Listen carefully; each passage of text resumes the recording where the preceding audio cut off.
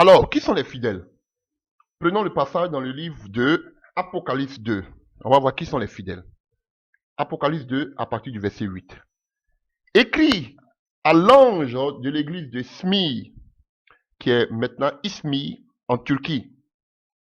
Voici ce que dit le premier et le dernier, celui qui était mort et qui est revenu à la vie. Je connais tes œuvres, ta tribulation, ta pauvreté, bien vrai que tu sois riche, et les calomnies de la part de ceux qui se disent juifs, mais qui ne le sont pas, mais qui sont une synagogue de Satan. Ne crains pas ce que tu vas souffrir.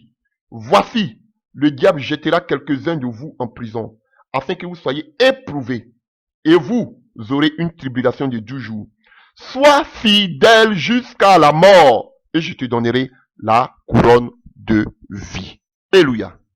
Vous allez comprendre, je vous ai dit que, avant qu'on prenne les 3 exemples, on va parler un peu.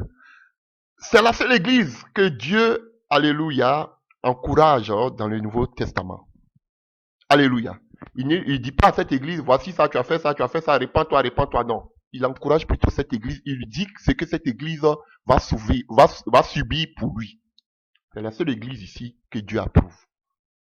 Alléluia. Mais cette église a une caractéristique. Alléluia. Cette église, alléluia, connaît des persécutions terribles, des tribulations. Elle n'est pas riche. Bien vrai qu'en Jésus-Christ, elle est riche, mais c'est une église pauvre, mais qui craint Dieu, qui est persécutée, qui doit souffrir. Voici une église fidèle. Ah, vous comprenez, chers frères et sœurs? Voici une église fidèle. Et quand on parle de Smyrne, c'est la ville de qui? C'est la ville de Polycarpe. Qui est Polycarpe?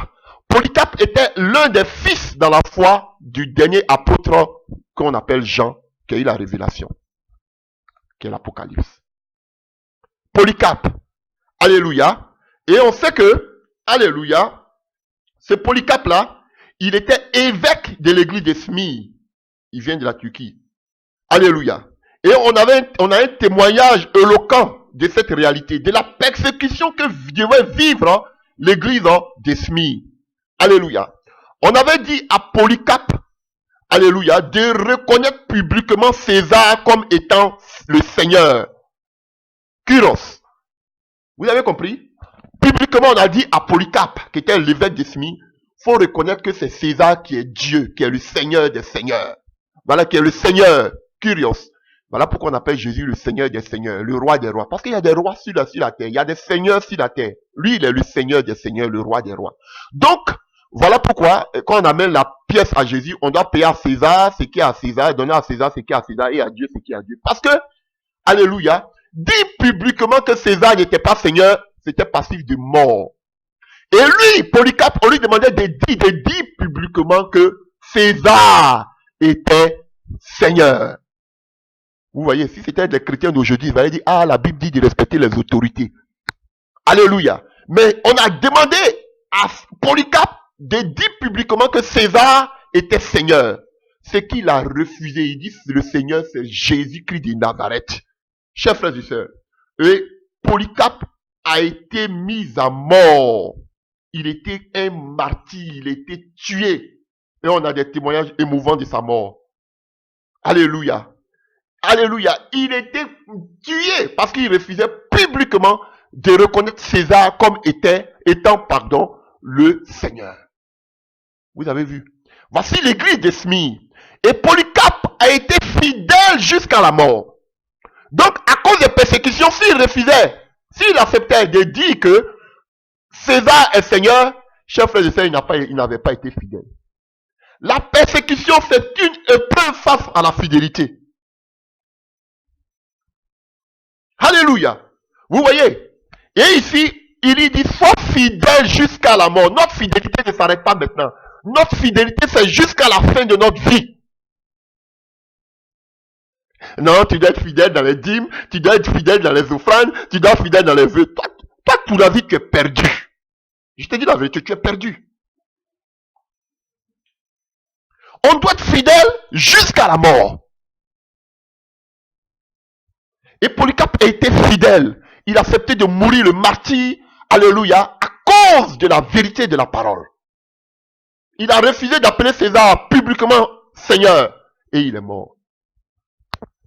C'est la seule église que Dieu approuve parmi les 7 églises. Alléluia. De l'Asie mineure. La seule église Smyrne. La bonne odeur. Smyrne. Qui vient de là où Paul Capitaine. Donc, frère, la persécution. Cette église ne s'est pas corrompue. Partout où on parle de fidélité, vous allez voir, on parle toujours de persécution et de l'argent. On va se balader un peu. Prenons Luc 16, à partir du verset 9. Et moi, je vous dis, faites-vous des amis avec des richesses injustes, pour qu'ils vous reçoivent dans leur tabernacle éternel, quand vous viendrez à manquer. Celui qui est fidèle dans les moindres choses, l'est aussi dans les grandes. Et celui qui est injuste dans les moindres choses, l'est aussi dans les grandes. Si donc vous n'avez pas été fidèle dans les richesses injustes, qui vous confiera les véritables? Et si vous n'avez pas été fidèle dans ce qui est d'autrui, qui vous donnera ce qui est à vous? Nul serviteur ne peut servir. Servir, si on a dit, doulaïne, esclave. Nul serviteur ne peut être esclave de 2 maîtres. C'est ce que ça veut dire littéralement ici. Ne peut être esclave de 2 maîtres. Car il haïra l'un et il aimera l'autre. Ou il s'attachera à l'un et méprisera l'autre. Mais vous ne pouvez pas être esclave de Dieu et de mammon. Vous voyez? Partout où on parle de la fidélité, chers frères et sœurs, on parle toujours de l'argent. Il parle de la fidélité et il fait allusion aux richesses. Parce que la richesse est un frein à la fidélité. La gloire de ce monde est un frein à la fidélité. Beaucoup aujourd'hui prêchent, mais ils ne sont pas fidèles. Alléluia. Parce qu'ils ont tous l'amour de l'argent, les richesses, la prospérité. Voilà. Et c'est pas tout. On continue. Alors, écoutons Paul. Vous allez voir. Partout où on parle. Philippiens 3 à partir du verset 7. Mais ces choses qui étaient pour moi des gains, et je les ai regardées comme une perte à cause de Christ. Et même je regarde toutes ces choses comme une perte à cause de l'excellence de la connaissance de Jésus-Christ mon Seigneur, pour lequel j'ai renoncé à tout. Je les ai regardées comme de la boue, afin de gagner Christ et d'être trouvé en lui. Nous, non avec ma justice, celle qui vient de la loi, mais avec celle qui s'obtient par la foi en Christ et la justice qui vient de Dieu. Par la foi, afin de connaître Christ et la puissance de sa résurrection. Alléluia. Ce n'est pas que j'ai déjà remporté le prix ou que j'ai déjà atteint la perfection, mais je cours pour tâcher de la saisir, puisque moi aussi, j'ai été saisi par Jésus-Christ. Frère, je ne pense pas l'avoir saisi, mais je fais une chose, oubliant ce qui est en arrière, c'est-à-dire la gloire de ce monde. Il oublie tout ça, ce qui est en arrière, et me portant vers ce qui est en avant, c'est-à-dire la vie éternelle. Je cours vers le but pour remporter le prix de la vocation céleste de Dieu en Jésus-Christ. Alléluia. Et quand vous prenez le verset 17, il dit, soyez tous mes imitateurs, frères, et portez les regards sur ceux qui marchent selon le modèle que vous avez en nous. Car il y en a plusieurs qui marchent en ennemis de la croix. Ils sont pleins qui marchent en ennemis de la croix. Et on va voir quels sont les ennemis de la croix. Qui sont les ennemis de la croix? Je vous ai souvent parlé, j'en parle maintenant encore en pleurant. Leur fin sera leur perdition. Ils ont pour Dieu leur ventre. Ils mettent leur gloire dans ce qui fait la honte et ils pensent qu'aux choses de la terre. Mais nous, notre cité à nous est dans les cieux, d'où nous attendons aussi comme sauveur le Seigneur Jésus-Christ. Donc les ennemis de la croix, ce sont eux que pour Dieu leur ventre, qui pensent qu'aux choses de la terre, ceux qui prêchent la prospérité, voici les ennemis de la croix. C'est pas les beaux discours, les beaux discours. Regardez tous ces gens qui prêchent la prospérité, ce sont les ennemis de la croix, bibliquement parlant, comme Paul dit. Et il dit, il en parle en pleurant. Ça fait pitié. Pourtant, vous allez les voir, des bavards. Ils vont parler de tout et de rien, des ennemis de la croix. Parce qu'ils ont pour Dieu leur gros ventre. Donc, qui est le fidèle? Frère, le fidèle, c'est celui qui combat le bon combat de la foi. Voici celui qui est fidèle. Jusqu'au bout. Paul disant aux Philippiens qu'il a été il combat, il n'a pas encore fini. Il marche, il veut avoir la couronne. Mais il est encore dans la course.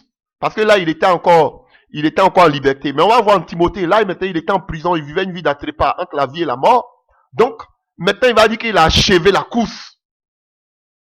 Ah oui, frère, tant qu'on est sur terre, c'est jusqu'à la fin, la fidélité. Donc, la fidélité, c'est combattre le bon combat de la foi. Et le combat de la foi, c'est achever la course. la fidélité. Chers frères et sœurs. Et le combat de la foi est différent. Le combat de la foi est différent de la gloire de ce monde. Ah oui, frère.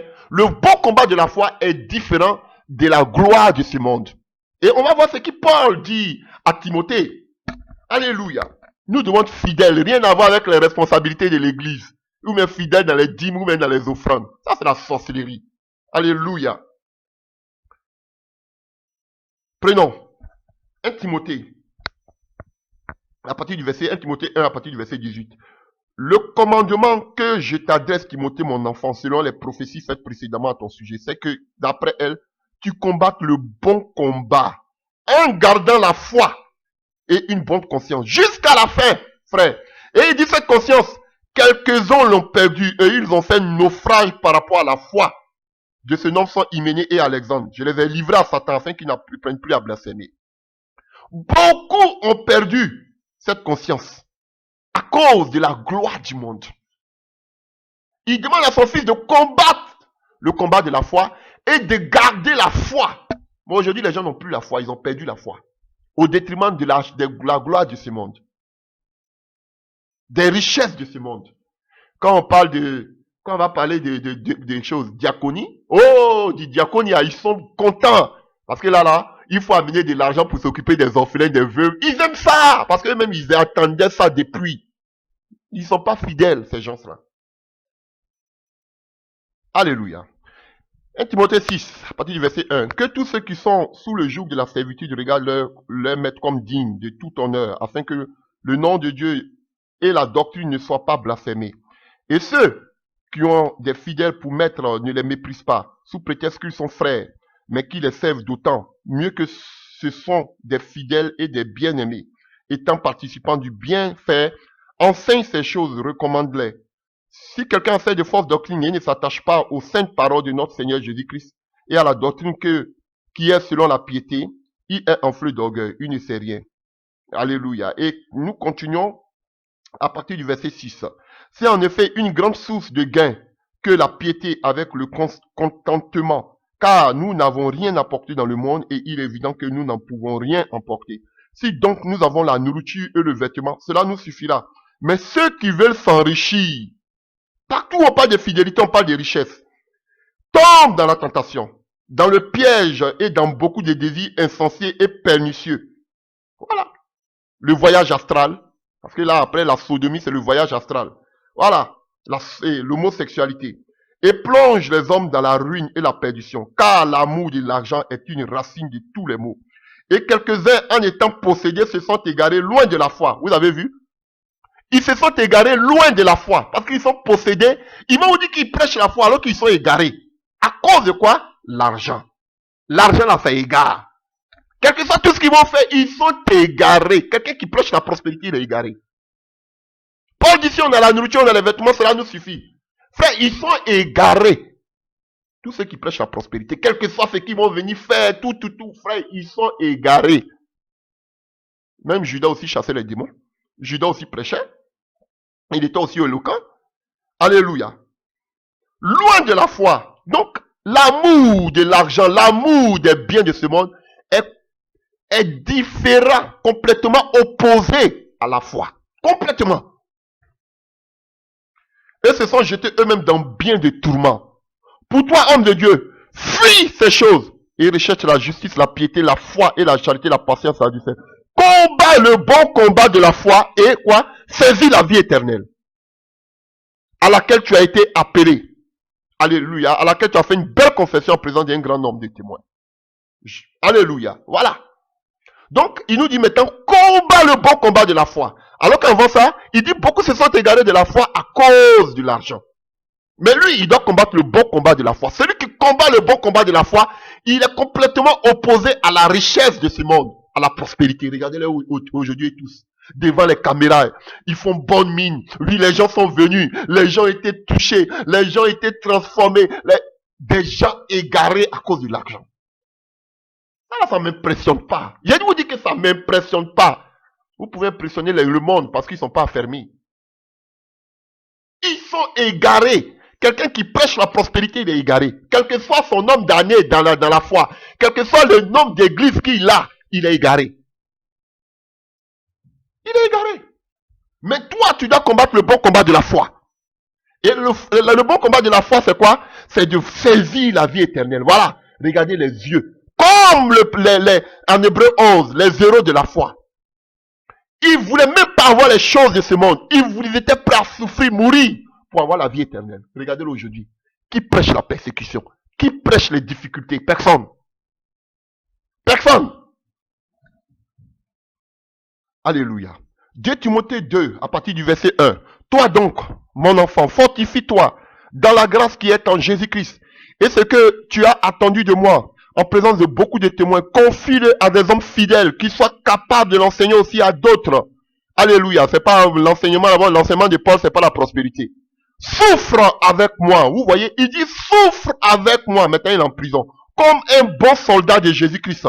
Il n'est pas de soldat qui s'embrasse des affaires de la vie, s'il veut plaire à celui qui l'a enrôlé. Et l'athlète n'est pas couronné s'il n'a pas combattu selon les règles. Il faut que le laboureur travaille avant de recueillir les fruits. Comment c'est que je t'ai dit? Comprends ce que je t'ai dit, car le Seigneur te donnera de l'intelligence en toutes choses. Alléluia. Souviens-toi de Jésus-Christ issu de la postérité de David, ressuscité des morts selon mon évangile, pour lequel je souffre jusqu'à être lié, comme un malfaiteur. Ça me donne des larmes aux yeux. Alléluia. Ça me donne des larmes aux yeux. Voici quelqu'un qui a payé le prix jusqu'en prison. Il est dans les chaînes, mais il encourage son fils à continuer à combattre le bon combat de la foi. Voici un homme fidèle. Et finissons là, en 2 Timothée 4, à partir du verset, alléluia, à partir du verset 1, 2 Timothée 4, à partir du verset 1. Je t'en conjure devant Dieu et devant le Seigneur Jésus-Christ, qui doit juger les vivants et les morts, au nom de son apparition et de son royaume. Prêche la parole, insiste en toute occasion, favorable ou non, reprend, censure, exhorte avec toute douceur, et en instruisant, car il viendra un temps où les hommes ne supporteront pas la sainte doctrine. Mais ayant la démangeaison d'entendre les choses agréables, se donnera une foule de docteurs. C'est ce qu'on assiste. Les gens pensent qu'aujourd'hui, ils ont des milliers de vues parce qu'ils prêchent la sainte doctrine. C'est faux. C'est parce que c'est cette parole-là qui s'accomplit aujourd'hui. Parce qu'aujourd'hui, les gens veulent écouter des choses mielleuses. Et ils se donnent à une foule de docteurs comme vous, des bavards, des perroquets. Alléluia. Ils veulent entendre des choses mielleuses, des bonnes choses. Alléluia. C'est pas parce que vous prêchez la sainte doctrine, mais c'est parce que cette parole que Paul dit à Timothée s'accomplit. Alléluia. Dans les derniers temps, les gens veulent écouter des choses qui démangent les oreilles. Voilà pourquoi on dit que vous êtes des guignols. Vous faites rire les gens. Même quand on parle de repentance, même ça fait rire les gens. Il y a un problème. Alléluia. Les gens veulent écouter, ils vont se donner une foule de docteurs selon leurs propres désirs. Détournant l'oreille de la vérité et se tournant vers les fables. C'est ce que vous êtes tenté de faire. Vous ne faites que prêcher les fables. Les fables à longueur de journée, c'est ce que vous êtes tenté de prêcher. Je vous regarde même, on dirait des enfants. On dirait que je regarde les carambiri, même on dirait des enfants. Des gens pour qui j'avais des respects dans le passé, je vous écoute aujourd'hui, on dirait des enfants. Des bébés. Je vous dis, c'est pas de l'orgueil. Ça fait honte. Alléluia. On continue. Alléluia. Mais toi, sois sobre en toutes choses. Il va venir encore lui dire, supporte les souffrances. Fais l'œuvre d'un évangéliste. Remplis ton ministère. Car pour moi, j'essaie déjà des libations. Et le moment de mon départ approche. Paul sait qu'il va mourir bientôt. Oh, un élu de Dieu, infidèle. La mort ne le surprend pas. Il sait qu'il va mourir bientôt. Oh, j'ai des larmes aux yeux. Voici des véritables fidèles, frère. Voici des véritables fidèles. Où sont-ils aujourd'hui? Voici des véritables fidèles. Oh Jésus. Où sont-ils? Ils se sont tous égarés pour de l'argent. Ils sont tous dans des réseaux. Ils sont tous dans l'homosexualité. Où sont les fidèles comme Paul? Alléluia. Car pour moi, j'ai fait déjà des libations. Et le moment de mon départ approche. J'ai combattu. Il disait à son fils de combattre le bon combat. Et il le dit ici aujourd'hui. Il dit, j'ai combattu le bon combat. J'ai achevé la course. En Philippiens, il n'était pas encore en prison. Il dit qu'il est en train de courir, il n'est pas encore arrivé. Mais maintenant, il est arrivé. Il dit, j'ai combattu le bon combat. Je suis arrivé. J'ai achevé la course. J'ai gardé la foi. Il avait dit à son fils, Alléluia, excusez-moi frère, j'ai des larmes aux yeux. J'ai des larmes aux yeux. Il dit à son fils Timothée, combat le bon combat de la foi. Garde la foi. Alléluia. Et il accomplit ici pour dire qu'il est arrivé à terme. Il sait qu'il va mourir bientôt. Il sera décapité. Et il est dit haut et fort, je suis un homme fidèle. J'ai combattu le bon combat. J'ai gardé la foi. C'est ça le plus important. Combien de personnes aujourd'hui ont perdu la foi? Rien à voir avec vos prédications. Combien de personnes au détriment de la gloire de ce monde ont perdu la foi? C'est là. Voilà. Alléluia. J'ai achevé la course. J'ai gardé la foi. Désormais, la couronne de justice m'est réservée. Alléluia. Alléluia. Et le Seigneur, le juste juge, me la donnera, cette couronne, dans ce jour-là. Et non seulement à moi, mais encore à tous ceux qui auront aimé son avènement. Frère, tu peux vivre dans la sanctification. Tu peux ne pas voler. Tu peux prier, jeûner. Tout ce que tu peux, tu sais. Alléluia. Mais ceux qui seront enlevés, ce sont des personnes qui attendent l'avènement de Christ. Tu peux vivre dans la sanctification. Il y a beaucoup aujourd'hui qui sont des religieux qui n'ont jamais commis d'adultère, comme le jeune riche, qui ont tout observé. Mais le fait que tu ne crois pas à l'enlèvement, tu ne seras jamais enlevé. Même la sanctification que tu vis, on doit aspirer au retour du Seigneur Jésus-Christ. À son retour, à son avènement. Alléluia. Ce sont ceux qui ont soif du retour de Jésus qui seront enlevés. S'ils vivent vraiment comme la parole de Dieu le veut. Tu peux vivre toute la sanctification. Vis comme tu veux. Mon ami, tu ne crois pas à l'enlèvement, tu ne seras pas enlevé. Quelle que soit ta sanctification, c'est dit, non, moi je vis bien, donc je sais que si le Seigneur doit venir, il va me prendre, c'est faux. Tu dois demander, aspirer, croire que le Seigneur est vient. Alléluia. Voici la fidélité. La fidélité, c'est celui qui combat le bon combat de la foi. C'est celui qui achève la course jusqu'à la fin. Alléluia. C'est celui qui est fidèle, comme on a vu dans la livre de l'Apocalypse, jusqu'à la mort. Est-ce qu'aujourd'hui ces gens-là sont fidèles? Ils ne sont pas des fidèles. Fidèles jusqu'à la mort. Voici les fidèles. Ce sont ceux-là qui seront, et on nous parle toujours, partout où on parle de fidélité, il nous parle de la couronne. Ce sont ces gens-là qui seront couronnés. Ce n'est pas toi qui vas à l'église, ce n'est pas toi qui vis dans la sanctification. C'est les fidèles. Ceux qui vivront, qui perdront leur vie pour le Seigneur, à la persécution, face à la persécution. Le Seigneur nous avait déjà prévenu dans le livre de Luc, dans le livre de Matthieu. Alléluia. On sera outragé, persécuté. Ceux qui vont traverser, qui vont vaincre la persécution. Alléluia. Ceux qui ne vont pas abandonner à cause de la persécution. Ceux qui ne vont pas se détourner du combat de la foi à cause des richesses de ce monde. Ce sont ceux-là qui seront des fidèles. Rien à voir avec la responsabilité d'église, qui est fidèle dans ses dîmes, qui est fidèle dans ses vœux. C'est la sorcellerie, tout ça. Voici des véritables fidèles. Et ce sont ceux-là, ceux qui vaincront. Donc quand vous me dites, alléluia, oui, la double prédestination, frère, ce ne sont pas les élus qui seront enlevés. Ce sont eux qui vont garder la foi jusqu'à la fin. Si tu ne gardes pas la foi, Paul même parle de ceux qui ont fait naufrage par rapport à la foi. Si tu fais naufrage par rapport à la foi, tu ne seras pas sauvé.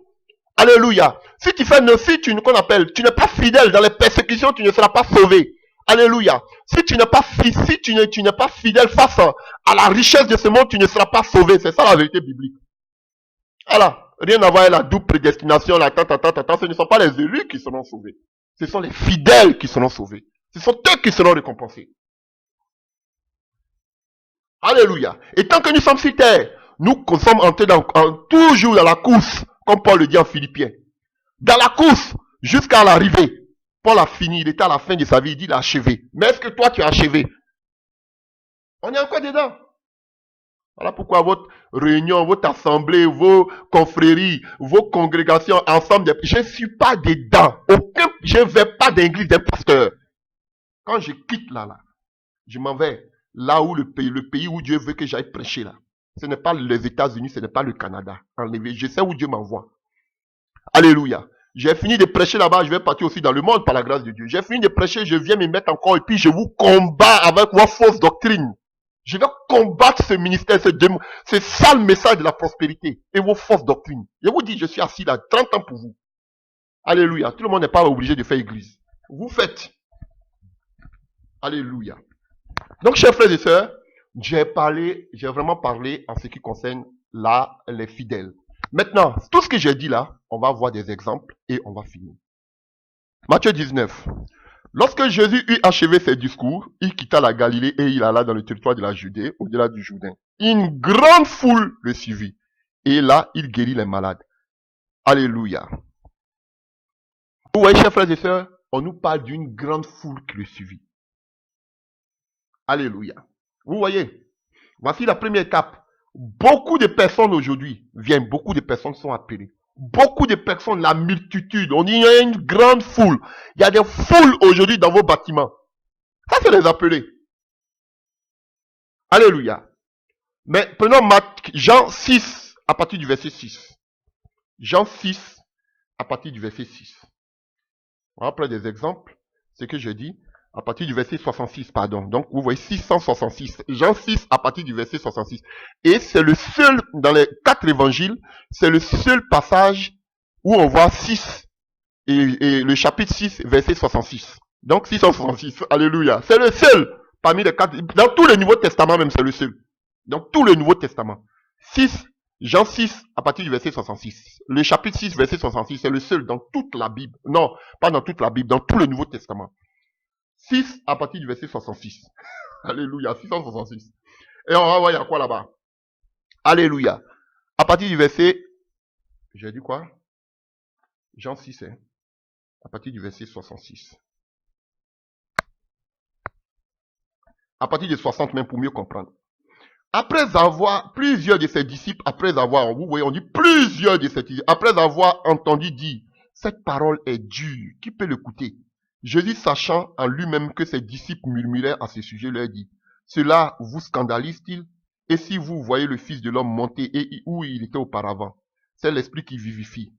Et la chair ne sert à rien. Les paroles que je vous ai dites sont esprit et vie. Mais il en a parmi vous quelques-uns qui ne croient point. Car Jésus savait dès le commencement, qui étaient ceux qui croyaient, ceux qui ne croyaient point, et qui était celui qui le livrerait. Et il ajouta, c'est pourquoi je vous ai dit que nul ne peut venir à moi, si cela ne lui a pas été donné du Père, par le Père. Dès ce moment, plusieurs de ses disciples se retiraient et ils n'allaient plus avec lui. Alléluia. Vous voyez?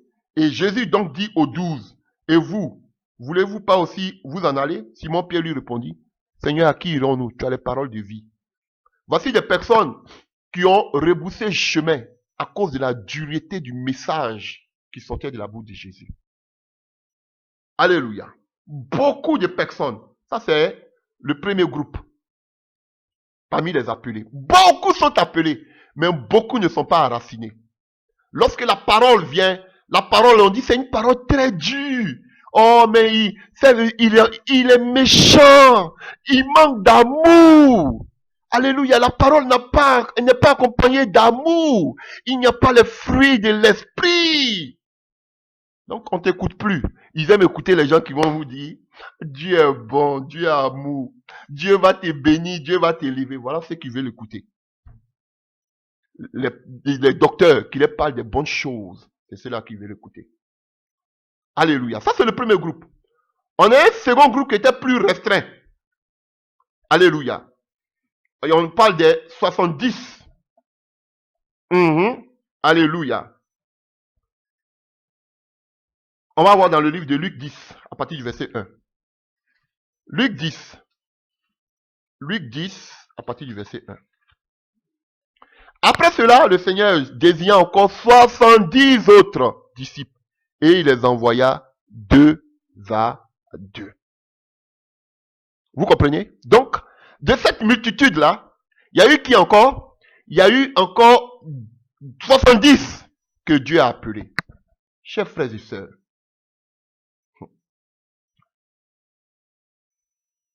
c'est pas ceux qui ont de grands temples, qui drainent beaucoup de monde, qui sont dans la vérité de Dieu. C'est faux. C'est faux. C'est pas ceux qui dressent beaucoup de monde qui sont allés. Voyez le message qu'ils prêchent. Alléluia. C'est pas ceux-là qui dressent beaucoup de monde. Le fait d'avoir beaucoup de monde à sa suite ne veut pas dire qu'ils sont approuvés, qu'on appelle. Ils ont l'approbation de Dieu. C'est une erreur que beaucoup font. Oh, c'est un grand homme de Dieu. Parce que quand il vient, la salle est remplie. C'est un homme de Dieu. C'est un grand homme de Dieu. Alléluia. Il a combien d'églises annexes? Oh, beaucoup de milliers. J'ai bâti plusieurs églises annexes. On dit, voici un vrai homme de Dieu. Toi, tu as fait quoi? C'est une erreur. C'est pas ça là qui va faire que tu seras enlevé.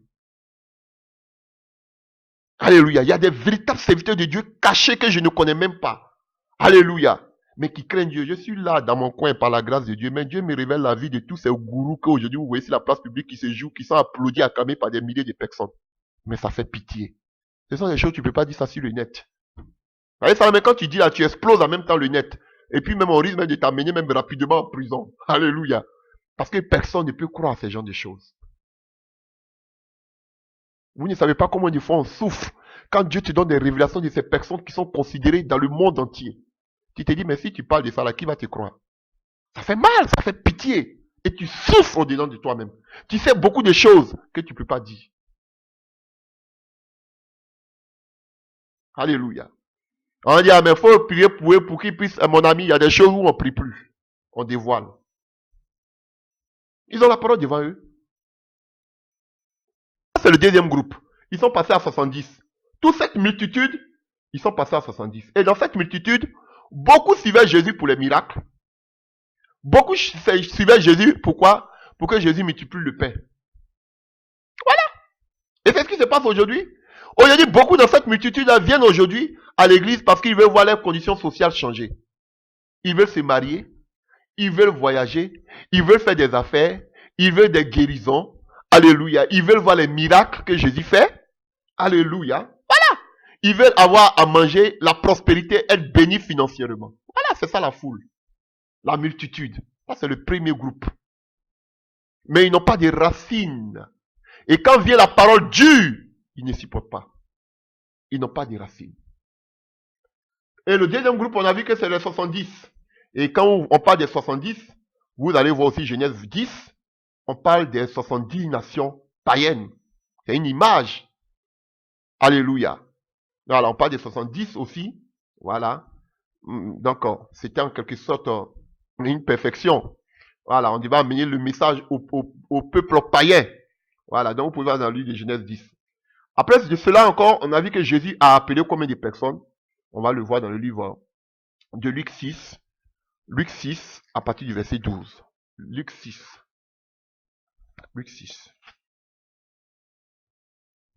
En ce temps-là, Jésus se rendit sur la montagne pour prier. Et il passa toute la nuit à prier Dieu. Quand le jour parut, il appela ses disciples. Alléluia. Vous voyez? Donc Jésus a passé toute une nuit et il a appelé 12 personnes. Et comme vous voyez ici, on dit Judas Iscariote qui devient traître. Vous voyez? Donc, chers frères et sœurs, et vous avez vu que Judas était avec eux. Alléluia. Il descendit avec eux et s'arrêta sur un plateau où se trouvait une foule de ses disciples et une multitude de peuples de toute la Judée de Jérusalem. Vous avez compris? Une foule était là, c'était aussi les disciples. Mais parmi ceux-là, il appelait encore 12 de la contrée maritime de Tyr et de Sidon. Ils étaient venus pour l'entendre et pour être guéris de leur maladie. Ceux qui étaient tourmentés par les esprits impurs, ils étaient guéris et toute la foule cherchait à le toucher parce qu'une force sortait de lui et guérissait tous. Alléluia. Donc, vous allez voir, ça c'est Luc 6. On va voir Luc 10. Luc 10, vous allez voir que Jésus lui a donné le pouvoir d'aller tous. Donc, il y avait les 70. Et parmi les 70, on voit que Jésus-Christ a prié. Il a prié même pour choisir Judas. Voilà. Donc, on dit que non, il était du diable. Oui, c'est beau. Parce que Jésus est Dieu, il savait déjà l'esprit qui l'animait. Mais Jésus a prié et il a choisi Judas. On nous dit que c'est à la suite que Judas est devenu traître. Jésus a prié, il a prié pour que Judas aussi soit dedans. Alléluia. Il a prié. Quand il a prié toute la nuit, il est venu, il a choisi les 12. S'il savait que Judas était aussi mauvais, pourquoi il a choisi Judas? On dit Judas devient traître. Chers frères et sœurs, donc ça, c'est le troisième groupe que nous avons. Et nous avons un quatrième groupe avec qui Jésus avait le temps et qu'on appelle passait plus de temps. Alléluia. Donc, nous le voyons, c'était ces trois personnes, c'était Pierre, c'était Jean Alléluia. Et c'était Jacques. Alléluia. Et ces gens-là pouvaient voir, expérimenter des choses merveilleuses. Alléluia. Avec le Seigneur. Ces trois personnes-là représentent ceux qui courent vers le but pour remporter le prix de la vocation. Vous avez vu? Il y avait les appelés. Après les appelés, on a vu les 12 qu'ils avaient, et qui avaient été élus. Il y avait 70 qui avaient été élus d'abord. Dans ces 70, encore, il a élu encore 12. Alléluia. Et dans ces 12 maintenant, il a appelé 3 personnes qui étaient des gens qui ont été intègres, des personnes qui ont été fidèles jusqu'à la mort. Alléluia. Pierre, décapité et crucifié, tête en bas. Et Jacques, et qu'on appelle, il était fléché, mais c'est pas, je crois, dans le livre des Actes des Apôtres. Tué aussi. Alléluia. Et Jean, mis dans l'huile chaude, sur l'huile de Patmos, c'est lui qui nous a donné la révélation. Ou si vous voulez que vous appelez l'Apocalypse. Vous voyez, des gens qui ont été fidèles jusqu'à la mort. Des gens qui ont couru vers le but pour remporter le prix de la vocation céleste. Comme on l'a vu tout à l'heure en Philippiens 3, verset 14. Alléluia. Et ce sont des vainqueurs. Alléluia. À qui Dieu peut donner la couronne. Alléluia. Comme on a vu dans le livre de l'Apocalypse. Vous devez, alléluia, fidèles jusqu'à la mort pour avoir la couronne. Alléluia. Nous, ce sont des vainqueurs. Les fidèles, ce sont des vainqueurs, des gens qui ont vaincu toutes les épreuves. Alléluia. Ceux qui sont récompensés, qui sont approuvés de Dieu. Ce sont les trois là. Et comme 2 Pierre 1. Allons-y, 2 Pierre 1. 2 Pierre 1. À partir du verset 1 à 16.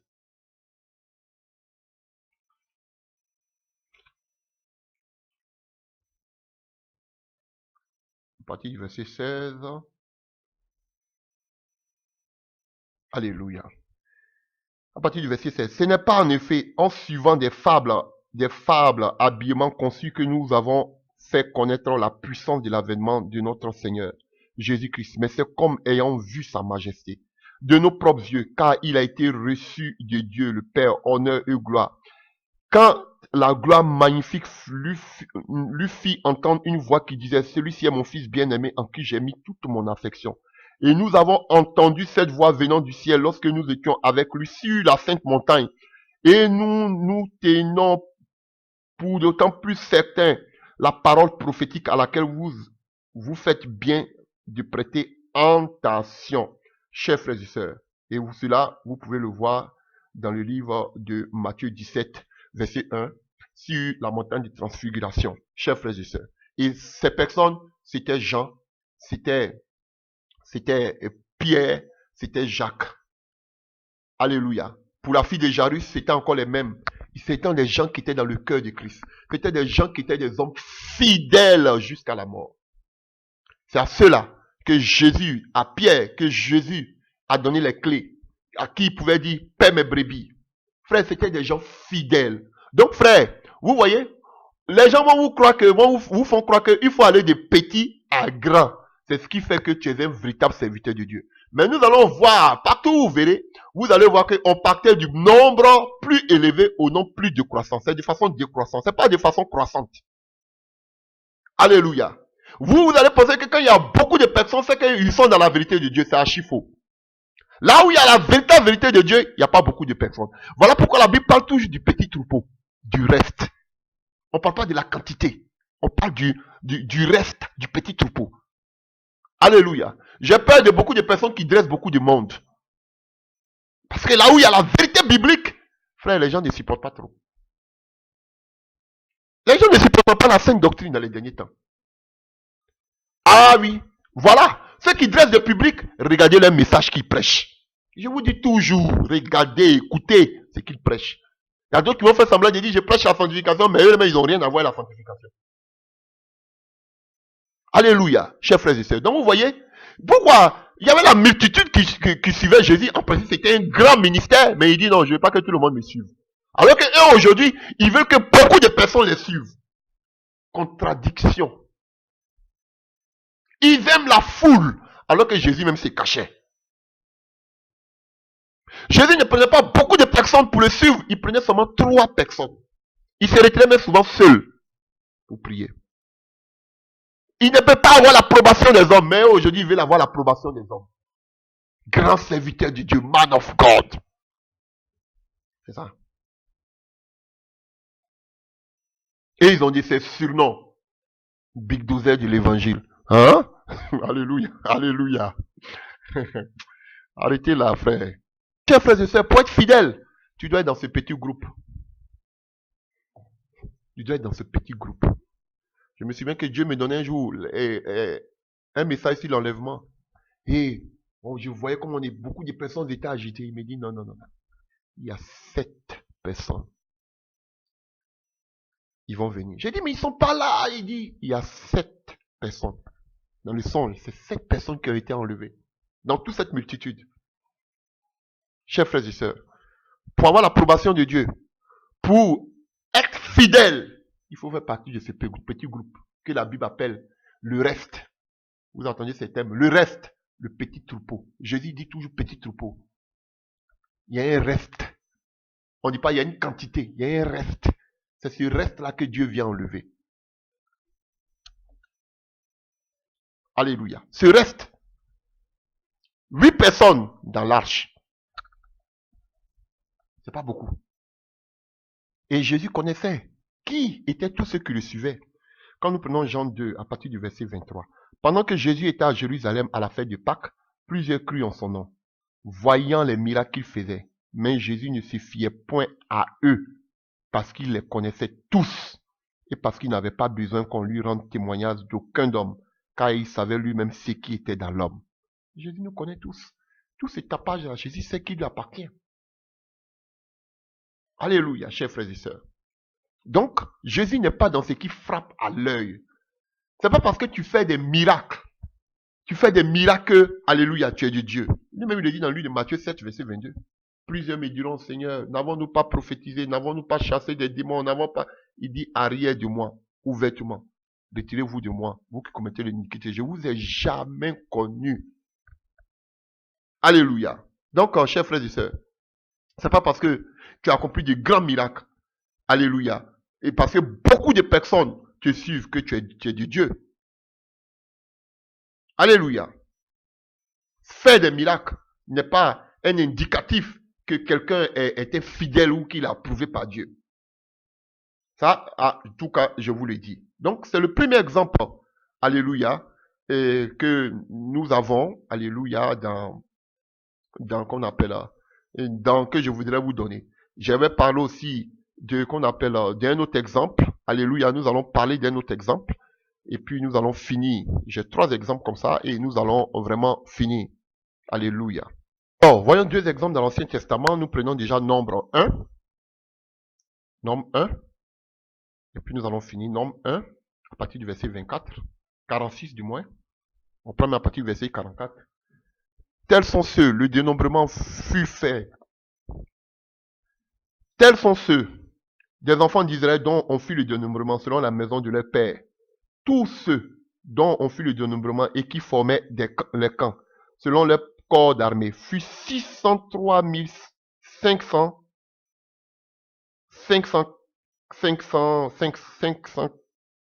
550. Les Lévites, suivant l'ordre de l'Éternel, avaient donné à Moïse, j'avais dit combien? 46, hein? Excusez-moi.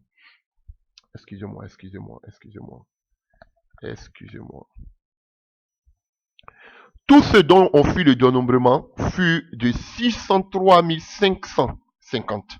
Voilà. Donc, frère, vous avez vu 600 000 personnes d'Israélites, soldats. Tous ces 600 000 là ont tous péri dans le désert. Alléluia. Ils n'ont pas été agréables à Dieu. Comme dit 1 Corinthiens 10 à partir du verset 5. Pourtant, on voit que les Israélites avaient été rachetés de l'Égypte par le sang de l'agneau, qui était une image du sang de Jésus, symbole de la rédemption. Alléluia, par Jésus-Christ. Ils avaient été baptisés dans la mer Rouge. C'était le symbole du baptême d'eau et du baptême du Saint-Esprit, selon 1 Corinthiens 10, verset 2. Mais Dieu n'était pas satisfait d'eux. Malgré qu'ils ont goûté, ils étaient baptisés, ils ont reçu le Saint-Esprit. Chers frères et sœurs, ils ont vu les miracles, Mais tous ces 600 000 là sont morts dans le désert. Alléluia.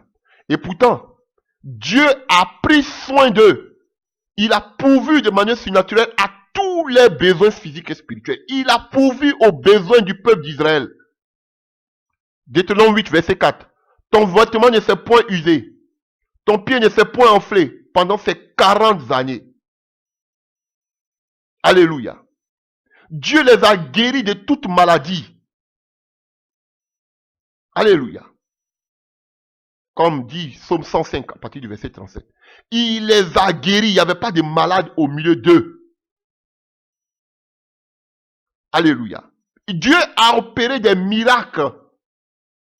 Alléluia. Aucun peuple a expérimenté des miracles, un si grand nombre de miracles comme le peuple d'Israël. Ils ont vu des miracles. Alléluia. Ils ont vu des miracles. Donc, ils étaient charnels, mais Dieu me pourvoyait à leurs besoins. Il fait tomber la pluie sur les bons et les mauvais. Donc, frère, malgré qu'ils ont vu des miracles, cela ne prouvait pas, ne voulait pas dire qu'ils étaient des hommes fidèles. Alléluia. Parce que les miracles ne sont pas une garantie. Ah oui, la foule n'est pas aussi une garantie. Donc, chers frères et sœurs, ils sont tous morts, excepté Caleb et Josué. 60 000 qu'on a fait le dénombrement. Tous morts dans le désert. Parce qu'ils n'étaient pas fidèles. Frère, ça fait peur. Et nous allons prendre un dernier exemple. Et avant de prendre le dernier exemple, je voulais vous dire que tous les exploits que nous faisons, que les gens font aujourd'hui dans le monde, les grandes conférences, les grandes réunions, frère, ça peut impressionner les gens qui sont charnels, les gens qui ne sont pas assis, entièrement consacrés à Dieu. Alléluia. Mais frère, seul notre caractère en Christ, dans notre intimité, frère, c'est la seule chose qui pourra faire que nous allons être fidèles. Ah oui, le succès du ministère, alléluia, ne fait pas de nous des gens qui sont fidèles. Non, c'est une erreur. Alléluia, c'est une erreur. Il y a des personnes qui peuvent parcourir tout le monde entier, aller faire l'œuvre de Dieu, faire de grandes conférences. Mais il y a des personnes qui n'ont jamais quitté qu'on appelle leur foyer, qui sont toujours dans leur maison. Mes frères, qui pourraient être plus fidèles même que toutes ces personnes-là même qui se promènent dans le monde entier. Ah oui, c'est la vérité. C'est une erreur. Et parce qu'on pense que voici un homme fidèle en fonction des voyages, en fonction du monde qui l'écoute, en fonction des organisations. C'est une erreur. Beaucoup des premiers seront les derniers devant le trône de Christ. Beaucoup qui étaient considérés, alléluia, sur la terre comme des grands, ils seront les plus petits dans le royaume des cieux. Ah oui. Chers frères et sœurs, on va prendre un dernier exemple. On a pris l'exemple de Jésus. On sait que Jésus lui-même, il est le fidèle. Il est fidèle et bon pour nous pardonner. Il est fidèle. Il était fidèle jusqu'à la mort. Comme Philippiens nous le dit. Fidèle jusqu'à la mort. C'est lui, fidèle. Vous avez vu? Jusqu'à la mort, il était fidèle. Alléluia. Donc, on a pris l'exemple du peuple d'Israël. On a pris l'exemple, alléluia, l'exemple qu'on appelle de Jésus. Vous voyez, il commence toujours par la grande quantité, mais il y a peu qui restent jusqu'à la fin. Ce n'est pas le fait de commencer, ce n'est pas le fait de bien commencer, chers frères et sœurs. On peut bien commencer et mal finir. Le plus important, c'est pas le commencement, c'est la fin qui compte. Vaut mieux la fin d'une chose que son commencement. La fidélité. Alléluia. Les gens, quand on parle de la fin, ils pensent que, j'ai souffert. Mais quand mon ministère est devenu grand, comme eux-mêmes ils disent, quand une personne commence à émerger, c'est pas ça, c'est pas l'émergence qui est le problème. C'est être fidèle jusqu'à la mort. Fuir la gloire, les richesses de ce monde et supporter les persécutions jusqu'à la fin. Voilà, jusqu'à la mort, comme il est dit à l'Apocalypse dans le livre qu'on appelle à l'église de Smyrne. Voici la fidélité. C'est pas dire que non, c'est la fin qui compte. J'ai souffert, donc maintenant je dois avoir un grand ministère. Dieu me bénit, c'est la sorcellerie. Vous n'avez rien compris de la fidélité. C'est jusqu'à la mort. C'est combattre le bon combat de la foi. Achever la course. Garder la foi. Voilà, voici l'homme fidèle. Celui qui garde la foi, c'est lui qu'on appelle le fidèle. Jusqu'à la fin. Quel que soit les qu'on appelle toutes sortes de corruption, quelles que soient toutes sortes de persécutions. Paul savait qu'il était à la mort. Alléluia. Il acceptait de mourir. Alléluia. Jusqu'à la fin. Comme Polycarpe. Accepter de mourir. Comme les disciples. Accepter de mourir. Jusqu'à la fin. Voici l'homme fidèle. Alléluia.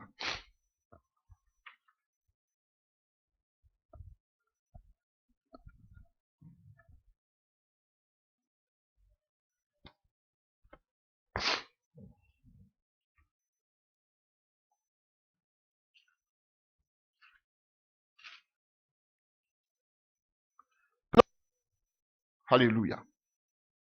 Et un dernier exemple. Dieu n'est pas dans ce qui frappe aux yeux. Et je vous ai dit que, alléluia, entre les élus et la fidélité, deux choses. La persécution et la richesse. On a vu avec Jean, on a vu Paul, qui lui a parlé, qui a donné beaucoup de conseils à Timothée. Il lui dit de fuir les richesses, la gloire. On a vu pourquoi Judas a abandonné Jésus à cause de l'argent. On va voir ici un exemple encore avec Gédéon. Le peuple d'Israël, on a vu, à cause du veau d'or, à cause des choses de ce monde, ils voulaient retourner à cause des concombres, tout, et aussi à cause de la persécution, parce qu'ils avaient vu les fils d'Anak. Parce que c'est toujours comme ça. Et nous allons voir ici un grand examen avec Gédéon. Déjà, vous connaissez déjà cette histoire. Alléluia. Je sais que déjà l'œil est ouvert. Jérubaal, qui est Gédéon, et tout le peuple qui était avec lui se levait de bon matin et campait près de la source de Haroth. Le camp de Madian était au nord de Gédéon, vers la colline de Morée dans la vallée. L'Éternel dit à Gédéon, le peuple que tu as avec toi est trop nombreux. Alléluia. Alléluia. Ils étaient 32 000. Dieu dit que le peuple que tu as là est trop nombreux. Oh, alléluia. Les pasteurs, les révérends, les bishops d'aujourd'hui vont vous dire que, alléluia, tu dois avoir du nombre, comme le Seigneur nous donnait la révélation. Ils veulent avoir du monde. Vous pensez que c'est parce qu'ils veulent les amener à Jésus? Non, c'est pour montrer aux yeux du monde qu'ils ont des milliers de succursales, qu'ils appellent églises annexes. Voilà le problème. Alléluia. Mais est-ce que c'est mauvais? Alléluia. Est-ce que c'est mauvais d'avoir tout le monde entier pour Jésus-Christ? Non. Mais Jésus sait, il connaît le cœur des gens. Il dit à Gédéon que le peuple va combattre. Et il dit le peuple que tu as là est trop nombreux. Ah. Pourtant, ces prédicateurs d'aujourd'hui veulent avoir beaucoup de nombre, beaucoup de monde. Jésus dit que le monde est nombreux. Alléluia. Quand vous prenez Matthieu 24, Jésus n'a pas dit d'aller dans le monde entier. Alléluia. Pour gagner tout le monde entier. C'est pas ce qu'il dit. On va aller dans le monde entier afin de servir des témoignages pour ne pas dire que tu n'as pas entendu la parole de Dieu. Et c'est cette parole-là qui va te juger. Aha. Ils vont dire, ah, mais Jésus m'a dit d'aller partout dans le monde entier. C'est pas pour gagner tout le monde entier, hein. C'est pour servir des témoignages. Pour que tu dises que tu n'as, pour ne pas que tu dises que tu n'as jamais entendu parler de la parole de Dieu. Sinon, Dieu même sait qu'il y a beaucoup, la route, la porte étroite, il y a peu qui passent. Il sait. Mais la voie large, il y a des milliers qui passent. Jésus n'a jamais été dans la multitude. Chers frères et sœurs, il sait déjà. Mais pour servir des témoignages, il veut que nous allons jusqu'aux extrémités pour que tout le monde entende parler de la parole de Dieu. Il n'a pas dit pour que tout le monde soit sauvé. Non. Amalgame. Donc Jésus dit à Gédéon, le peuple que tu as est nombreux. Mais les prédicateurs de la prospérité aujourd'hui vont se dire que quand il y a beaucoup de monde, on dit Dieu est avec toi. Sorcellerie. Vous nous avez trop menti. Ah. L'Éternel dit à Gédéon, le peuple que tu es avec, qui est avec toi est trop nombreux pour que je te livre Madian entre tes mains. Il pourrait en tirer gloire contre moi. C'est ce qui s'est fait aujourd'hui. Les gens tirent la gloire contre Dieu. Comme Matthieu le disait, Dieu dit que je vole sa gloire. Ça aussi, ça a vérifié. Voilà. Pourquoi? Parce qu'ils sont écoutés sur les réseaux sociaux. C'est ce que Dieu dit ici à Gédéon.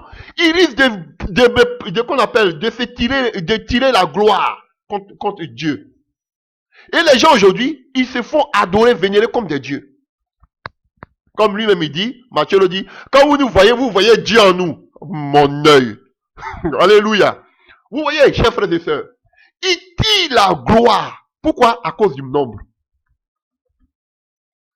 Parce que quand on a le nombre, on pense qu'on réussit dans tout ce que nous faisons. Dieu est là. Dieu dit, ils vont se tirer la gloire. C'est ce qu'aujourd'hui, ils font. Ils ont des milliers de vues sur le net.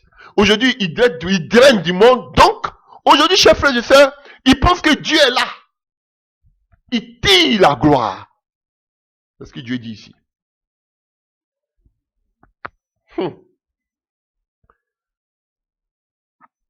Contre moi, et ils diront, c'est ma main qui m'a délivré. Vous voyez? Et c'est ce qu'aujourd'hui ils se disent. Alléluia. C'est moi, je suis ton prophète. C'est moi, par moi tu dois passer. C'est moi que Dieu établit. C'est moi l'autorité. Sorcellerie. Aujourd'hui, ils se prennent pour des dieux.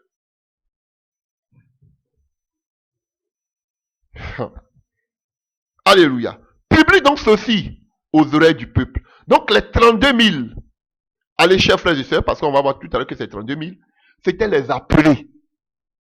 Ils étaient appelés. Ils sont nombreux. Et vos églises sont remplies d'appelés.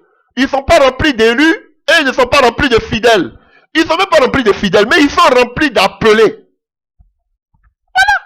Les églises sont remplies d'appelés. Mais il y a combien de personnes qui vont rester fidèles jusqu'à la mort? Il n'y en a pas. C'est là le bas blesse. C'est là le danger. Beaucoup sont appelés, mais il y a beaucoup qui ne sont pas fidèles. Qui ne vont pas rester fidèles jusqu'à la fin. Parce que même ceux qui sont devant eux ne sont pas fidèles. On leur prêche la prospérité, on leur prêche pas la souffrance. Donc vos églises sont remplies de beaucoup d'appelés, mais ne sont pas remplies de beaucoup de personnes qui vont rester fidèles à Christ jusqu'à la fin. Et pour rester fidèle à Christ, il faut fuir les richesses de ce monde. Pour rester fidèle à Christ, on doit supporter les souffrances, les persécutions jusqu'à la mort. Ah, c'est ça. Combien de prédicateurs prêchent là-dessus? Alléluia. Que celui qui est craintif et qui a peur s'en retourne et s'éloigne de la montagne de Galade. Vous avez vu? La peur. Parce qu'ils partaient en guerre. Et pour nous, la guerre, qui sont craintifs, qui ont peur. La peur, comme je disais, la persécution. Les épreuves. Ils n'ont qu'à aller à la maison. Ils ne sont pas dignes. La victoire, vous ne pouvez pas avoir la victoire, la couronne. Ils ne sont pas dignes. Ils n'ont qu'à repartir. Voilà pourquoi beaucoup ont abandonné Jésus. Parce qu'ils disent que c'est trop dur. Le combat est trop dur. Cette parole est trop dure. Alléluia. 22 000 hommes, 22 000 parmi le peuple. Alléluia. Parmi le peuple s'en retournaient et il en resta 10 000. Donc 22 000 plus 10, ça fait 32 000. Donc ils étaient 32 000. Frère, c'est une parole que... Waouh, Jésus. C'est une parole que Dieu a donnée à Josué, à Gédéon. Gédéon a dit là. Frère, il y a eu 22 000 à un coup. Ils se sont retournés. 22 000 sur 32 000. Celui qui a peur, il n'a qu'à retourner chez lui à la maison. 22 000. Donc dans vos églises, là, il y a beaucoup qui ne sont pas venus pour avoir les persécutions. Il y a beaucoup qui ne supportent pas la sainte vérité, la parole de Dieu. 22 000, la parole de Dieu ne ment pas. Si vous prêchez la véritable parole de Dieu, les gens vont vous fuir. La sainte parole que Josué et Gédéon a dit là, 22 000 sont repartis. Donc si vous avez des milliers de personnes là, voyez ce que vous êtes en train de prêcher. Quel message vous prêchez? Maintenant, ils font semblant de prêcher l'enlèvement, la repentance. On n'est pas dupe. Les yeux commencent à s'ouvrir et on est dedans. Voilà pourquoi vous voulez nous éteindre, non? On ne sort pas. Vous sortez, tu vas faire église. Je ne fais pas église, je vais parler. Voilà. Alléluia. Et il restait combien? 10 000. Dieu dit, Gédéon, les 10 000 que tu as là, c'est encore nombreux. Vous allez voir les bishops, les archibishops. J'ai plus de 30 000, 50 000 membres. J'ai plus de temps. Jésus dit que même 10 000, c'est beaucoup. Mamadou Kalambiri. Les gens ont dit de faire une église de plus de 20 000. Moi, je dis non. Dieu m'a dit de faire 10 à 12 000 membres. Dieu dit même 10 000 là, c'est beaucoup. Mais eux, ils veulent accroître. Pourquoi? Leur gloire personnelle. Grand docteur, grand révérend, grand prédicateur. Et l'homme voit ce qui frappe à l'œil. Mais Dieu regarde au cœur. Alléluia. L'Éternel dit à Gédéon, le peuple est encore trop nombreux. Alléluia. Nombreux. Et Dieu lui-même va faire le test. Alléluia. Il dit, fais quoi? Fais-les descendre vers l'eau. Et je t'en ferai le triage. Ah, il va les élire. Lui-même, il va les appeler maintenant. Il les a appelés, non, maintenant, il va les choisir. Maintenant, on passe à la deuxième étape, les élus. Alors, continuons. Donc, ils descendent. Je t'en ferai le triage. Celui dont je dirai que celui-ci aille avec toi, ira avec toi. Et celui dont je dirai que celui-ci n'aille pas avec toi, n'ira pas avec toi. Gédéon fit descendre le peuple vers l'eau. Gédéon fit descendre le peuple vers l'eau. Et l'Éternel dit à Gédéon, tous ceux qui laperont l'eau avec la langue comme lappe le chien, tu les séparas de tous ceux qui se mettront à genoux pour boire. Ceux qui laperont l'eau en la portant à la bouche avec leurs mains fut au nombre de 300 hommes. Et tout le reste du peuple s'est mis à genoux pour boire. Et l'Éternel dit à Gédéon, c'est par les 300 hommes qui ont la paix que je vous sauverai et que je délivrerai mendiant entre tes mains. Et que tout le reste du peuple s'en aille chacun chez soi. On prit les vivres du peuple et ses trompettes, puis Gédéon renvoya tous les hommes d'Israël chacun dans sa tente et il retient les 300 hommes. Le camp de Madian était au-dessus de lui dans la vallée. Alléluia. Quelle triste réalité. Alléluia. Il prend 10 000 personnes. Et Dieu maintenant va prendre ses élus. C'était des élus. Tous les qu'on appelle les 30, qu'on appelle les 22 000 personnes, ça c'était les appelés. Tout le monde était là. Alléluia. Ils étaient venus pour les miracles, pour la nourriture, tout ça. Parmi eux, Dieu a dit, celui qui a peur n'a qu'à partir pour les combats. Ils sont partis. Maintenant, il y a eu combien? Pendant les 32 000, et 22 000 sont partis, il reste 10 000. Ça, ce sont les élus. Ils étaient là. Ils disent, oui, nous sommes là. On est là pour le combat, on va tenir. Alléluia. Voilà. Maintenant, Dieu va les mettre à l'épreuve. Allez-y auprès de l'eau. Voyons comment vous allez boire de l'eau. Celui qui prend l'eau pour amener dans sa bouche, on le met de côté. Celui qui vient se mettre là, qui se met à genoux pour laper l'eau comme un chien, on le met de côté. Frère, ceux qui lapent l'eau comme un chien, alléluia, ce sont eux qui sont déterminés, alléluia, comme des personnes qui aiment la vie de ce monde, les choses de ce monde. Ils étaient disqualifiés à cause de Dieu. Ils voulaient satisfaire leur soif. Comme le peuple d'Israël qui criait dans le désert à cause de la soif. Alléluia. Ils ont oublié l'ennemi. Ils ont oublié le combat. Ils ont oublié la véritable parole. Ils ont oublié les persécutions, les difficultés. Non. Ils ont oublié tout cela. Alléluia. Alléluia. Ils ont oublié la vigilance. Ils ont oublié dans le temps dans lequel nous sommes que Jésus revient bientôt. Ils ont tout oublié. Mais ils pensaient seulement qu'à leur soif. Ils pensaient seulement qu'à leur désir. Ils pensaient seulement qu'à leur succès. Oh, on a soif. J'ai faim. Comment je fais pour manger? Oui, c'est ça seulement. La gloire. Comment je fais pour réussir dans mes activités? Comment je fais pour que mon avenir soit radieux? Comment je fais pour que mes enfants puissent prospérer? Comment je fais pour que mes affaires marchent? Voilà. La soif. Et il a fait comme des chiens. Parce qu'ils avaient soif de la richesse de ce monde, de la gloire de ce monde. Alléluia. Comme des chiens qui sont revenus et ils ont vomi et ils viennent manger ce qu'ils ont vomi. Voilà. Je vous ai dit, entre la fidélité et l'élection de Dieu, les élus, frères, c'est ça. Les biens de ce monde et les difficultés. Voici des gens qui ont été disqualifiés. À cause de quoi? Et pour les mettre, qu'on appelle, pour les mettre, alléluia, à l'épreuve, il a dit, allez-y boire. Je vois ceux qui vont boire comme des chiens, qui sont venus pour leurs propres intérêts. Voilà. Ils sont allés boire comme des chiens. Dieu nous met à l'épreuve par rapport à la gloire de ce monde. Satan même, voilà pourquoi Satan a mis Jésus-Christ à l'épreuve de la même manière, comme je vous ai dit. La persécution, et il a mis aussi la gloire de ce monde. Il n'y a rien de nouveau. Il a mis la gloire de ce monde. Comme il a vu que Jésus ne tombait pas, maintenant il a persécuté Jésus-Christ jusqu'à la mort. C'est les mêmes choses. Et Jésus était fidèle jusqu'à la mort. Vous voulez prouver votre fidélité? C'est par la souffrance. On veut voir vos messages sur la souffrance, sur la persécution. Tout ce que le Seigneur dit concernant la souffrance dans les derniers... On veut vous voir prêcher dessus et puis on veut vous-même vivre la persécution. Un véritable homme de Dieu, je qualifie un véritable homme de Dieu par la dimension de ses épreuves, par la dimension de ces persécutions qu'il subit. Voici un véritable homme de Dieu. Ce n'est pas quelqu'un qui vient du monde. Alléluia. Et quelqu'un qui fuit les richesses de ce monde. Voici un véritable serviteur de Dieu. C'est pas la renommée, la grandeur.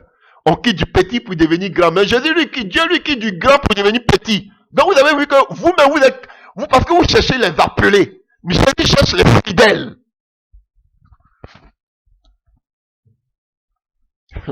Alléluia. Donc, 9700 personnes dans les élus, comme Judas, étaient attirés vers les choses, les richesses de la terre. Ils buvaient l'eau comme des chiens. Ils étaient disqualifiés. Et combien de personnes ont réussi? 300 personnes étaient fidèles. Ils étaient vigilants. Parce qu'ils savent qu'il y a des persécutions qui arrivent. Ils vont supporter ces persécutions. Alléluia. Ils savent que le maître arrive. Ils ne doivent pas prendre. Ils doivent être vigilants. Eux aujourd'hui, à cause de la richesse aujourd'hui du monde, de la prospérité, les gens ne sont plus vigilants par rapport au retour de Jésus. Plus de vigilance. Normalement, je cherche à manger demain. Qu'est-ce que j'ai mangé demain? J'ai mes projets. Comment je vais faire? Mes activités. Tu me parles de quoi? Ah, Jésus vient dans beaucoup de temps, dans beaucoup de, comme on dit en école théologique. Jésus vient encore dans 100 ans. Les gens ne sont plus vigilants. Comme les 300. Les gens boivent de l'eau comme des chiens. L'ennemi pourrait arriver pour les attaquer. Non, ils sont plus vigilants parce qu'eux, ils pensent seulement quelque chose de la terre. Mais 300 étaient vigilants. Ils pouvaient voir l'ennemi venir. Ils boivent l'eau, en même temps, ils ont l'arme à main. Ils savent que l'ennemi peut arriver. Des gens qui étaient fidèles. C'est avec ces 300 qu'il allait combattre Madian. Alléluia, chers frères et sœurs. Es-tu fidèle? Aujourd'hui, l'église du 21e siècle n'est plus fidèle. C'est l'église des appelés. Et ils sont restés au nombre des appelés. Et pour eux, les élus, ce sont les pasteurs, les révérends. Vous n'avez rien compris. Et pour eux, les élus, ce sont des gens qui font des miracles, des dons, qui dressent beaucoup de monde. Vous n'avez rien compris. Ce n'est pas une question d'élus. C'est une question de fidèles.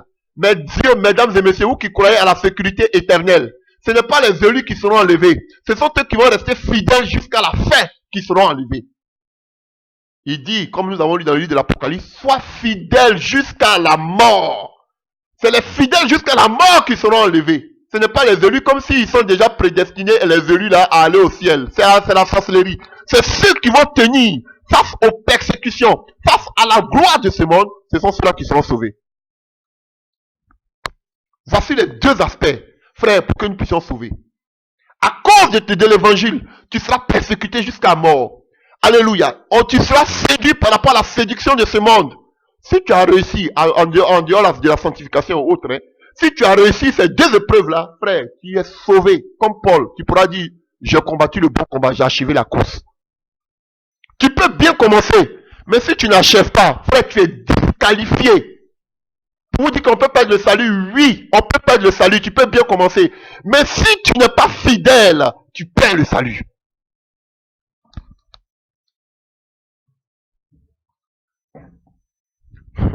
Alléluia. Oui, voyez, impudicité. Mon ami, on parle des épreuves, des persécutions, des moments difficiles. Et on parle de la gloire de ce monde, des richesses de ce monde. Vous ne pouvez pas échapper, c'est là sur votre chemin. Voilà.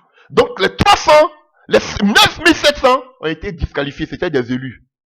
Alléluia. Donc ça veut dire que les appelés, mais eux-mêmes, c'est la multitude. Une seule parole, 22 000 à la maison. Donc ça veut dire que la plupart des églises locales là sont remplies d'appelés. Ils sont même pas remplis d'élus. Et puis même encore, on ne trouvait pas des fidèles. Parce que quand les persécutions vont venir, Alléluia. Des enseignements sur la persécution, ils vont plus écouter. Ils vont commencer à partir. Et on va dire, ah, mais le Messie, il a commencé à changer des messages. Hein. Ils vont commencer à partir. Frère, voici dans le temps dans lequel nous sommes. Ce n'est plus le temps de chercher la multitude. Je ne veux même pas que quelqu'un me suive, frère. Parce que vous-même qui venez là-bas, vous pouvez même m'égarer, même loin du Seigneur. Alléluia. Je vous dis la vérité. Frère, l'heure est grave. Les fidèles, ce n'est pas ceux qui dressent, qui sont vus. Les fidèles, ce sont ceux qui marchent dans la consécration. Ce sont des personnes qui combattent le bon combat de la foi. Le bon combat de la foi est différent. Alléluia. Est complètement opposé à la richesse de ce monde. Des gens qui achèvent, alléluia, la course. Les gens qui sont fidèles jusqu'à la mort. Qui gardent la foi jusqu'à la mort. Voici les fidèles. Voyez vos prédicateurs s'ils sont des fidèles. Jésus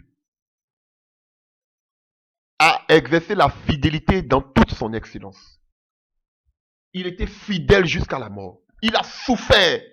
Il n'a pas été corrompu. Satan est venu lui proposer la gloire, la richesse. Il a refusé. Comme je vous dis, la richesse. Et encore, Satan est venu le persécuter jusqu'à la mort. Il a accepté. Voici les deux épreuves. Pour être fidèle, voici les deux épreuves.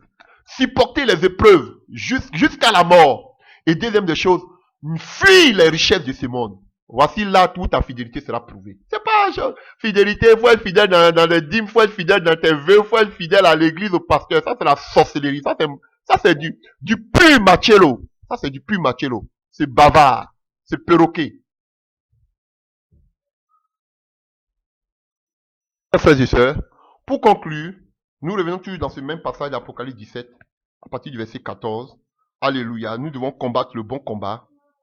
Et, alléluia, pour être vainqueur jusqu'à la fin, nous devons, parce que où on parle de vaincre, c'est qu'il y a eu un combat. Chers frères et sœurs, d'abord, il faut passer par être appelé. Nous sommes tous des appelés, des élus. Et le plus important, c'est d'être fidèle. Et c'est quand tu seras fidèle que tu seras vainqueur. Et c'est quand tu es vainqueur que tu es couronné. Chers frères et sœurs, tu pourras dire comme Paul que j'ai combattu le bon combat de la foi. J'ai achevé la course. Chers frères et sœurs. Et là, tu seras récompensé. Alléluia. Devant le tribunal de Christ. Que Dieu vous bénisse. Chers frères et sœurs, c'est très important. Le grand problème, ce n'est pas de commencer. Ou de bien commencer. Ce n'est pas ça. C'est de combattre le bon combat de la foi. Garder la foi. Frère, jusqu'au bout, jusqu'à la mort. Et c'est en cela que nous serons vainqueurs et que nous serons récompensés. Que Dieu vous bénisse. Dieu permettra, nous allons continuer encore sur la fidélité, d'autres enseignements sur la fidélité. Alléluia. Ils m'ont provoqué. On est dedans. Je vous dis, on est ensemble pendant 30 ans. Alléluia. Voilà. Donc, chers frères et sœurs, on est ensemble. Que Dieu vous bénisse. Et soyez fortifiés. Ne soyez pas impressionnés par ces gens. Demeurez fermes dans la parole de Dieu. Vivez dans la consécration, la sanctification. Supportez les persécutions. Fuyez la gloire de ce monde. Et demeurez fermes. Gardez la foi. Combattez le bon combat. Vous n'êtes pas encore mort. Vous êtes en train de continuer la course comme Paul le dit en Philippiens. Alléluia. Mais je sais que comme Pierre, comme Paul, à la fin de votre vie, vous direz, j'ai combattu le bon combat. Désormais, la couronne de gloire, de vie m'est destinée. Que Dieu vous bénisse au nom de Jésus-Christ de Nazareth. Amen.